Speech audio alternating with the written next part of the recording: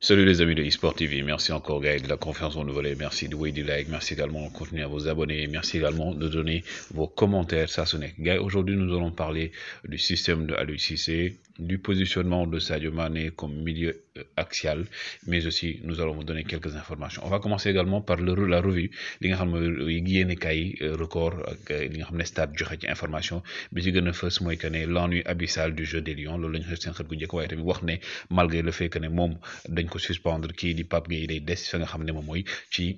biir tanière bi Aliou Cissé également qui dit qu'il est satisfait du match nul si boobu nag stade moom wax ne les Lions n'ont pas dissipé les doutes ndax ne jamono ji moom li nga xam ne mooy tiitaange gi Sénégalais yi amoon moom gaynde yi dinduñ ko benn yoon Aliou Cissé moom di wéy di wax rek ne li nga xam ne moom mooy nul bi nekk na lu ko arrangé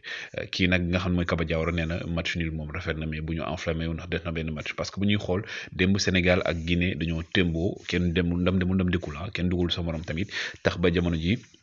ñaari équipe yëpp bu ñuy évaluer mën nañ jàpp ne résultat bu baax la ci Guinée résultat bu bon la ci Sénégal ndax Sénégal moo nekkoon favori et que Guinée musta dóor Sénégal ci phase Coupe d'Afrique également beneen point négatif bi mooy que ne jamono ji même bu fekkee ñëw tembo ay points ki nga xam ne mooy Guinée moo nekk gum premier donc match bii ñëw bu Sénégal dóoree Guinée dóor donc Guinée mën na nekk p lii def différence mooy Sénégal foofu mu dugal bi yu ëpp li Guinée dugal wala Guinée def match nul wala Guinée am défaite sinon Sénégal moom du victoire rek ko arrangé ak ay but ngir mu mën a jël premier ci poulam sinon moom moytul mën nañ daje ci beneen équipe bu gën a taxaw dañuy commencer ci top yi moom dañuy continuer ne ki nga xam ne mooy Bouna Sarr il a été top hier encore une fois respect à Bouna Sarr 2 matchs 2 très bons matchs donc dañ koy féliciter parce qu'il a été correct hier bokk na ci joueurs sénégalais yi gën a gis démb ils étaient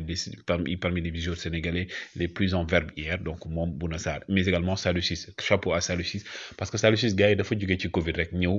jouer donc pour man li mu def c'est une prouesse et il a tenu son rang il a beaucoup apporté offensivement que défensivement même bu fekkee ne tout n'a pas été parfait quand même il a été présent il fait partie des constances moi ak Cheikhou Kouyaté top également qui dit Saliou Ciss ak Cheikhou Kouyaté Sadio Mané démb il a fait un match plus ou moins correct donc deful match bi mu waroon a def il a beaucoup pesé dans le jeu notamment occasion yi Sénégal am yëpp bokk nañ impliqué noonu ci mais comme on dirait que Sadio nous a habitué à mieux à plus donc quand même bonne continuation pour le capitaine du Sénégal gars yi dañuy wax léegi li nga xam mooy repositionnement Sadio Mané ñu bëri ñu ngi naan Sadio Mané nañ ko delloo ci côté bi ñi naan Sadio Mané nañ ko bàyyi ci li nga xam mooy ci axe bi comme milieu axial dañuy fàttali que rek ne jamono ji Sénégal 2019 Sadio Mané ci côté lañ ko tegoon ba ñëwee nag ci ren avant qualification avant ñuy CAN bi Aliou Cissé dafa essayé système yu bëri essayé na fi sax système de 5 milieux de terrain après mu dem 4-4-2 ñëw ci 4-2-1-3 comme bi ngeen gis ni 4-1-2-3 teg na lu nekk teg na 4-3-3 mais également li ñu gis ne Aliou Cissé dako mu ci classement yi mujj bi nga xam ne moom moo gën a performant mooy bi Sadio Mané nekk ci milieu axial bi pourquoi parce que premièrement day permettre Sadio Mané même bu fekkee ne Liverpool ci côté bi lay jouer à gauche, au milieu de terrain, en tant que, entre guillemets, meneur ou également faux attaquant, Sadio Mané, il est beaucoup plus performant. Dernier match, il a marqué beaucoup plus de buts, il a composé beaucoup plus de fautes, il a subi plus de fautes plutôt, il a amené aussi beaucoup de pénaltys. Donc, par rapport au positionnement, Bob, non, pour man, donc, Aliou Cissé était sur une bonne dynamique. Et comme on dit, on ne change jamais une équipe qui gagne. On a beau le critiquer et tout, essayer un système numérique, mais système 4-2-3-1, 4-2-1-3 plutôt nekk na système boo xam ne dina permettre nga mën a repositionner sa équipe dellu ci 4-3-3 wala 4-4-2 mais aussi avec l'absence de Crépin Diatta et de Ismaïla Sarr ça a faussé un peu les plans de Aliou Cissé parce que avec Crépin on avait Crépin sur l'aile Ismaïla sur le côté gauche même bu fekkee ne Ismaïla Watford la doon jouer mais aussi sur les derniers matchs Ismaïla a beaucoup prouvé sur le côté gauche permettre Sadio Mané mu nekk ci milieu de terrain bi et le fait que mu nekkoon ci milieu de terrain bi on avait senti une certaine complicité entre Sadio Mané ak Boulaye Dia qui joue beaucoup dans les espaces et également sur les premiers appels mais aussi dafa am benn vivacité ak benn sens de déplacement boo xam ne da doon permettre Sadio Mané mu mën a déséquilibrer li nga xam ne mooy équipe bi adverse bi maintenant ce qu'on a remarqué par rapport ak match bi di ñëw ce n'est pas un pour man c'est pas forcément un choix technique ou tactique c'est plutôt un choix des hommes on a beau dire par exemple dama koy commencer ci défense moi je suis depuis qu'on le dit man je suis d'accord ñu jël ki nga xam ne mooy Koulibaly ak Abdou Diallo teg leen ci axe bi mais gars yi fàttaliku leen benn chose Koulibaly au niveau de Naples il joue sur le côté gauche donc foofu lay gën a mën a amee aptitude am foofu lay gën a mën a defee relance yi kii di Abdou Diallo au Paris Saint-Germain on le fait plus jouer comme latéral gauche donc aujourd'hui l'option soit Koulibaly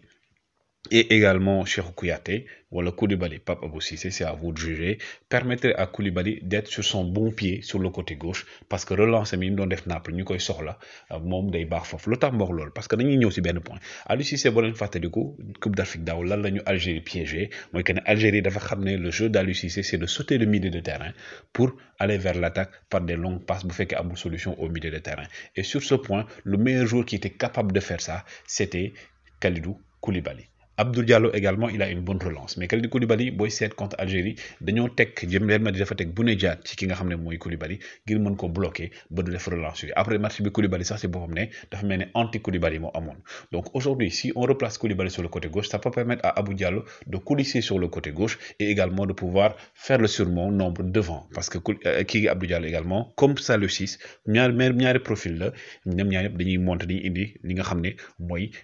surnom devant ñaari joueurs yi donc aujourd'hui,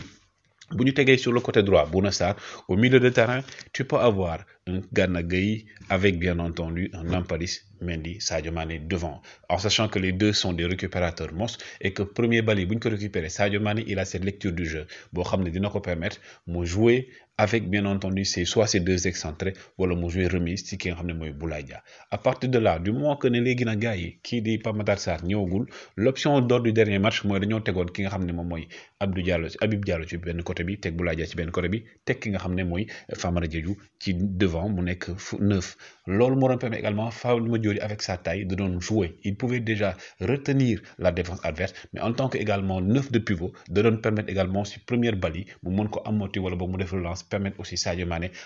avec le déplacement très intelligent de Boulaye Dia et Habib Diallo la possibilité de jouer sur les profondeurs également de jouer sur les espaces. Sénégal loolu moo ko manqué donc aujourd'hui avec un Ibrahima Mbaye sur le côté Bouna Sarr ne peut plus jouer ce rôle de pouvoir amener le surnom devant donc Bouna Sarr dañ teg foofu en sachant que derrière ki ñu am du bouger. On a beaucoup critiqué Pape Abou Cissé mais gars yi dama leen fàtte benn affaire Pape Abou Cissé Aliou Cissé daf ko joué loo li mu joué loo woon ki nga xam ne moom mooy Kalidou Koulibaly contre Algérie daaw muy les relances il n'est pas fort dans les relances même au niveau de l'Olympiakos lui il est dans les sorties de balle donc mon passe-court lay def sortie de balle il a une excellente sortie de balle mais aussi il est bon de la tête Abou Cissé donc faire un jugement ne Abou Cissé baaxul parce que l'ancien baaxul mais joueur da nga koy joué loo ci li mu joué moo tax démb ba wax ne système de jeu au Sénégal peut-être mooy poser problème esprit de jeu bi donc tey quel que soit le nombre d'absents qu'on a, si tu as un système de jeu bien huilé, il y a aussi prototype de joueur ça peut te permettre aujourd'hui de pouvoir avoir cela. Mam Baba Thiam dem lu tax ñu jouer ko parce que par rapport au profil des joueurs, vu que ne ki nga xam mooy Keita Baldé Diao dafa décevoir, Mam Baba Thiam en matière de vitesse, moom moo mënoon remplir rôle boobu noonu. Premier mi-temps, il n'a pas été bon parce qu'il a été sevré de ballon. Deuxième mi-temps, il a gën a joué. Donc aujourd'hui, au niveau du milieu de terrain, on a besoin de deux milieux de terrain yoo xam ne ils sont au même niveau. L'autre fois, c'était bien parce que ki nga xam ne moom mooy Loum Ndiaye premier mi-temps il est passé à côté mais deuxième mi-temps mi ngi ñëw dans la récupération donc si tu as un Gana Gueye avec un Nampalys au milieu de terrain wala un Gana Gueye avec un Cheikhou Kouyaté exclusivement chargé de récupérer les balles je dis exclusivement chargé de récupérer les balles avec un Sadio Mané qui est chargé également d'amener la défense adverse à sortir mën a may espace ñi nga xam ne mooy Boulaye ak ki nga xam ne moom mooy Habib Diallo s'ils sont sur les ailes teg benn Famara Diédhiou ci kanam dina permettre également Sénégal mën a am espace mën a jouer beaucoup plus devant. Maintenant, les options, comme on dit, c'est une appréciation. Chacun a le droit de donner ses positionnements au donner ses systèmes. On n'est pas des entraîneurs. L'entraîneur et le sélectionneur restent à l'UCC. Mais on parle aujourd'hui du système bi nga xam ne Sénégal jamono ji si la gën a def résultat. Le Sénégal a beaucoup plus marqué avec ce système, avec Sadio Mané comme étant au milieu de terrain. Donc, gars, dañ ci profiter aussi du souhaiter joyeux anniversaire à notre lion